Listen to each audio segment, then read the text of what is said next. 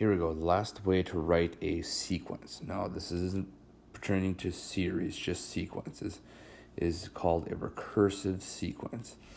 I'm going to backtrack. All the ones that we've done so far have been called explicit rules because the rule was written in terms of the position. In other words, 1, 3, 5, 7 here in my sequence here. My rule is a sub n equals 2n minus 1. I can get any spot in there by putting in the position for n. So if I want the 10th number, I just put in 10 for n, multiply by 2, subtract 1, and get 19. That's an explicit rule. Okay, a recursive rule is starting with a previous term and kind of doing something to that previous term. Like for example, how did I get this 3? Well, I'm looking at the one just before it and I add 2 to it. Now, when you're dealing with recursive rules, you're going to have something a little bit different. But this a n with a little minus 1, that means previous term. Okay? So essentially, if I want the 10th number here, I'm going to put a little 10 in that little spot and subtract 1 plus 2. I'm going to need the 9th term, and I'm going to add 2 to it. Okay? So the difficulty in that is I need the previous term. So anyways, I'll write a couple of out or whatnot.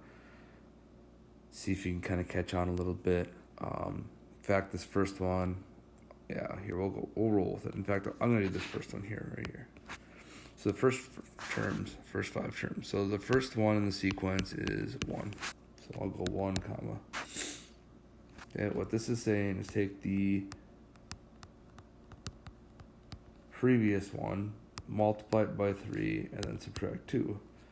So if I'm looking for the second number, I'm going to take the first number, multiply it by 3, and subtract 2. So 3 times 1 minus 2, I get 1.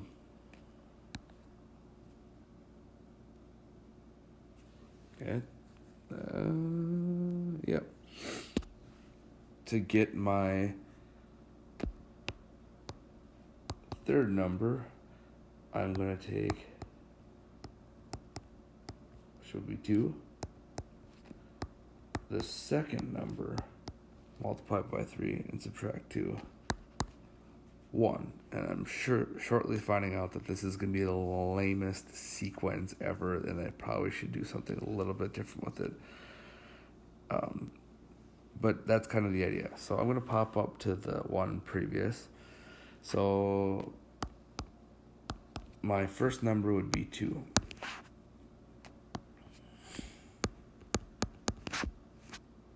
To get the second number,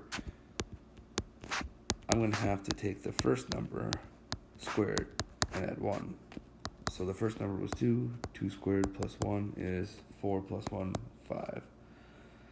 Okay, to get the third number, I'm going to have to take the second number squared, add 1. So 5 squared, 25 plus 1, 26.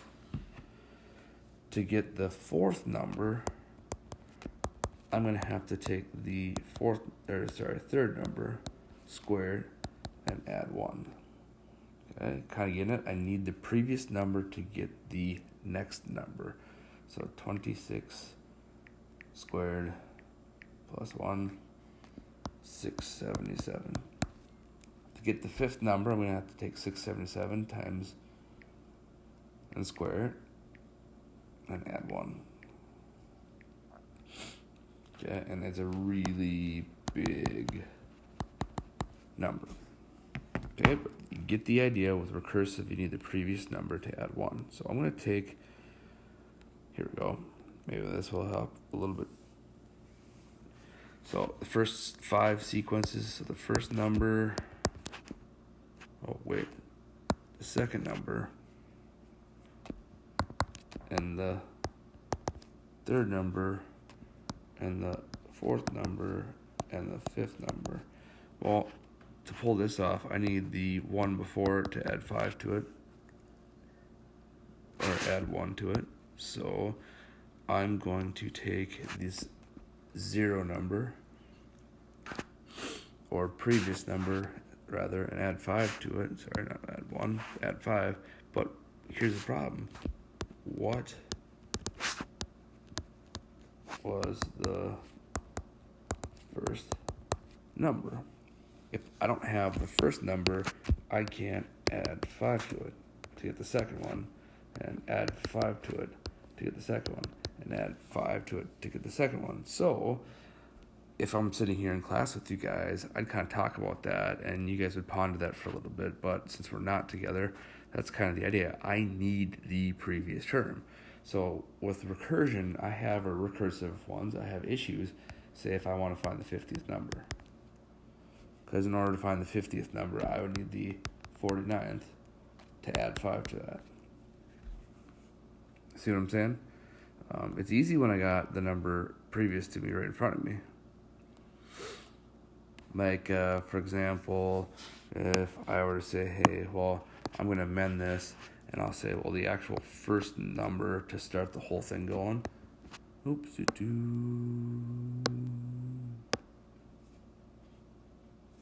Say, all right, well, let's just say the first number is, what the heck, possessed in the morning, huh?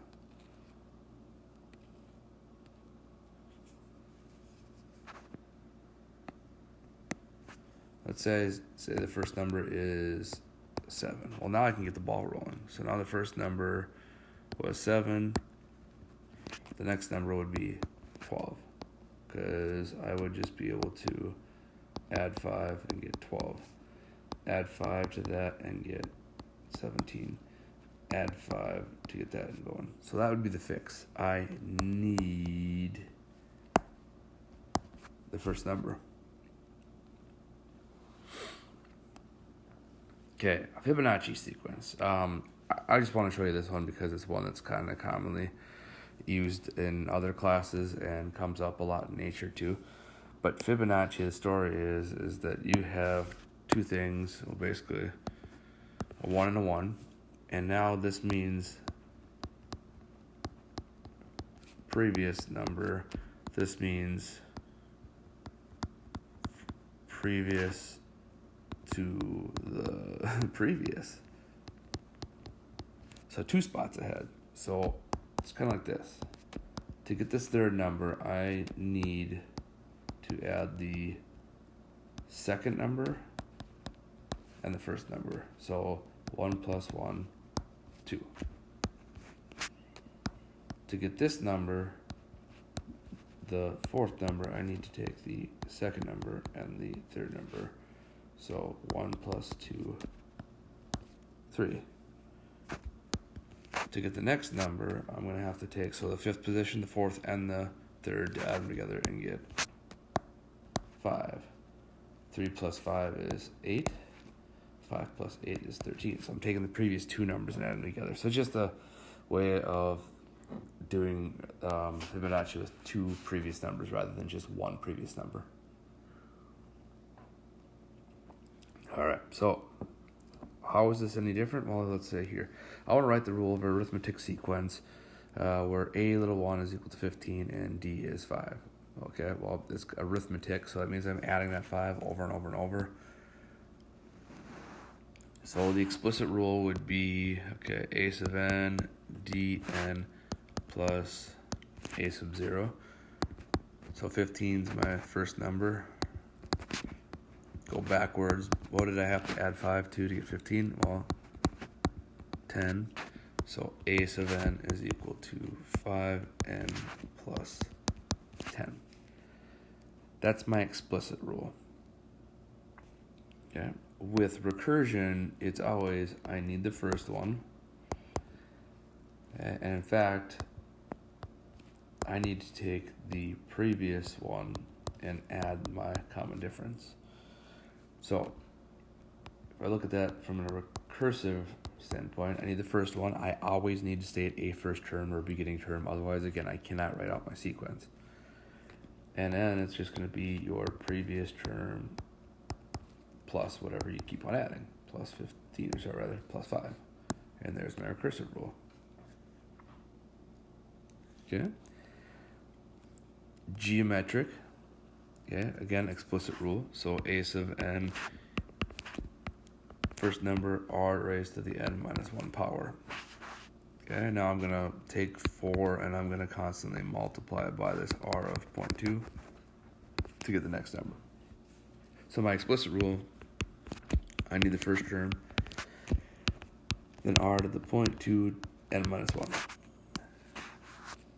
Recursive, I need, again, the first number. Okay, but now what I'm going to do is I'm going to find my next term by taking the previous term and multiplying it by whatever r is. So my recursive rule will look like this. A sub 1 is equal to 4. And a sub n, so any other one, is 0.2 times the previous one. Okay, if you want to jot those down on a formula sheet somewhere, you go right ahead too. That might not be a bad idea to have that down. So write a rule for the recursive. So this is kind of a, hey, it's not arithmetic, it's not geometric. And it's kind of, what can I do to get the previous two terms? Now this would be kind of an extension thing, but we'll see how it works. So let's go, first number is 1. How can I get from 1 to 1? I'm not sure. Again, if I was in class, I'd have you ponder it and I'd be like, hey, well, how about you try taking the first 2 and to get to the third? So what could I do with those 2 terms to get me 4? Well, I'll try Fibonacci. That's 1 plus 1, and that's going to give me 2, but not going to get me quite to 4. So I'm going to take the 2, I'm going to square it, and there's my 4. Good. Now, just to double check, I'm going to see if this 10 works out that way. So the previous 2, 1 plus 4, is 5. 5 squared? Not quite. So maybe I'm not squaring them. Maybe instead I'm doubling them. 2 times 2 is 4. 2 times 5 is 10. Okay, I can do the same thing here. To get this 28, it's 4 plus 10. Hey, yeah, there's 14 times 2. That gives me 28. So my rule is now that I'm going to take, and take care of that.